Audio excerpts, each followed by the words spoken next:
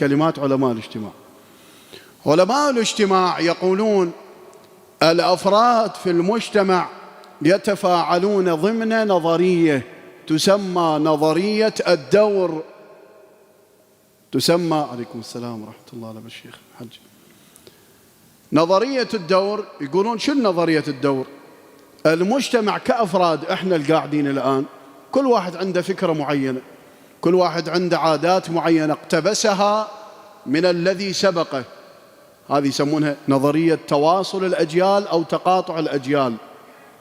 الأجيال مثلا أنا شاب إن شاء الله، كل احنا شباب، مع آبائي مع أجدادي، هذا مجتمع وهاي مرحلة وذيك مرحلة. إما أن تصلح أن تكون حالة من التواصل، آخذ من عاداته ومن عقيدته وفكره وأتعلم، وإما أن يحصل حالة من التقاطع مع السابقين. الآن نحن نعتقد أن شبابنا في كثير من المساحات هناك حالة من التقاطع الاجتماعي. زين، نريد نقول شنو؟ نظرية الدور يقولون خلاصتها في الآية القرآنية. شنو هذه الآية؟ تلك الأيام نداولها بين الناس. شنو معنى تلك الأيام نداولها بين الناس؟ يعني كأن التجارب متشابهة، واحد يعيد تجربة الثاني، واحد يستنسخ تجربة الثاني. يقول نعم، أن الأفراد في المجتمع تتحرك وفق نظرية الدور، حالة الاستنساخ والتكرار لحالات السابقين.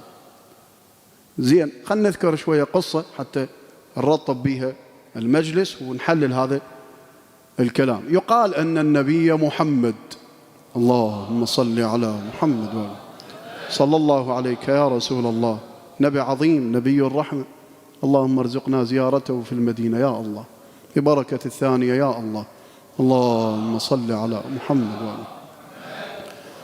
النبي يوم من الأيام راجع من إحدى الغزوات صلى الله عليه وآله، يقول ورأى المسلمون شجرة عليها نذور، انت طابقها بالمجتمع بعد، عليها نذور، عليها أشياء زعفران، أشياء معلقة. بعض القبائل كانت تعتقد بهذه الشجرة شيء، وتسمى شجرة ذات أنياط. اسمها الشجرة ذات أنياط. فالمسلمون راجعين من الحرب، يعني من القتال، من الجهاد، من بذل الأنفس، فرأى بعض المسلمين هذه الشجرة، قالوا يا رسول الله هل لا جعلت لنا مثلها في المدينة؟ نريد مثلها يا رسول الله. قال ويلكم ما تفعلون بها، أنا قلت قولوا لا إله إلا الله تفلحوا، شنو بالعلاقة بالشجرة؟ فقال النبي حديثا مهم، خلينا نحفظ هذا الحديث لأنه هو خلاصة نظرية الدور. قال صلى الله عليه وآله والله لتركبن سنن من كان قبلكم ولتدخلن في كل جحر دخلوه. هاي نظرية يقولون الدور. نظرية ثانية أن الأفراد في المجتمع إنما يتفاعلون وفق حالة تسمى حالة الرمز المؤثر في هذه الأفراد. ما أريد نطيل بكلمات كثيرة، أريد أختصرها لأن عندنا وقفة ثالثة أعتقد مهمة إخواني.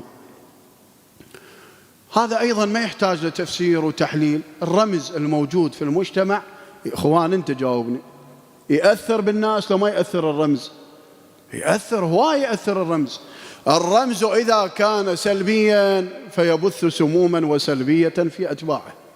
الرمز إذا كان خيرا، ولتكن منكم أمة يدعون إلى الخير، قال لأن أكو بعض الناس يدعون علما إلى الشر. حتى النبي صلى الله عليه وآله قال المؤمن مأمول منه الخير مأمون منه الشر. لذلك يقولون نظرية الرمز في القرآن الكريم أيضا كانت موجودة. علماء الاجتماع يقولون هاي من الأساسيات في المجتمعات. فهناك رموز، يعني رمز هسه احنا صار عندنا رمز ديني مثلا، رمز سياسي، رمز ثوري، رمز فكري، رمز عشيرة قبيلة، هذا يأثر على أتباعه. إيش قال القرآن الكريم؟ خلينا ندعم هذا الكلام. محمد رسول الله والذين معه، هذا رمز بمن أثر؟ بأتباعه. والذين معه يعني أخذوا منه، تابعوه.